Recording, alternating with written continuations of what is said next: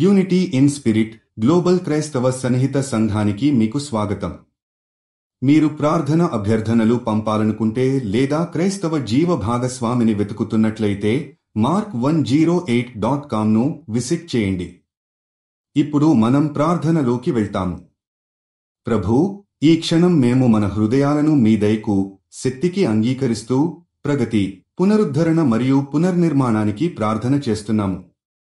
మీరు మా జీవితాల్లో, మా సమాజాల్లో మరియు ప్రపంచంలో మార్పు తీసుకురావాలని, ప్రతి మనస్సును గోచరిస్తూ మిమ్మల్ని ఆశ్రయించడానికి తిరిగి వచ్చేందుకు మీ పవిత్ర ఆత్మ ద్వారా ప్రతి ఒక్కరి హృదయాన్ని మారుస్తూ ఈ సమయాన్ని ఉపయోగించుకోవాలని కోరుకుంటున్నాము.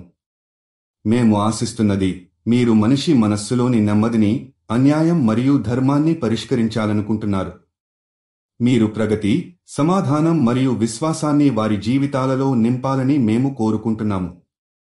ప్రభూ, మీరు సృష్టించిన ఈ ప్రపంచంలో శాంతి, దయ మరియు ప్రేమ వృద్ధి కావాలని ప్రార్థిస్తున్నాము. మీరు ప్రతి దేశం, ప్రజావర్గం మరియు గోమ్ను పునరుద్ధరించడానికి శక్తి ఇవ్వాలని ప్రార్థిస్తున్నాము. మేము ప్రతి ఆలోచన, ప్రతి చర్య మరియు ప్రతి అభ్యర్థన మీద మీ ఆత్మ పరిష్కారం, మార్పు మరియు శక్తిని ప్రసరించాలని కోరుకుంటున్నాము.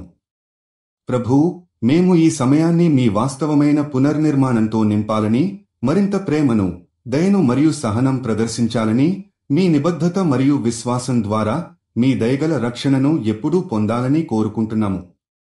ఈ ప్రార్థనను యేసు నామంలో చేస్తాము. ఆమేన్. యూనిటీ ఇన్ స్పిరిట్తో కలిసి ప్రార్థించినందుకు ధన్యవాదాలు.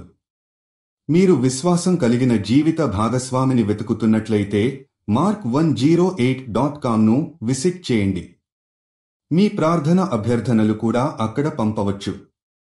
దయచేసి లైక్ చేయండి, షేర్ చేయండి మరియు ఛానల్కి సబ్స్క్రైబ్ చేయండి.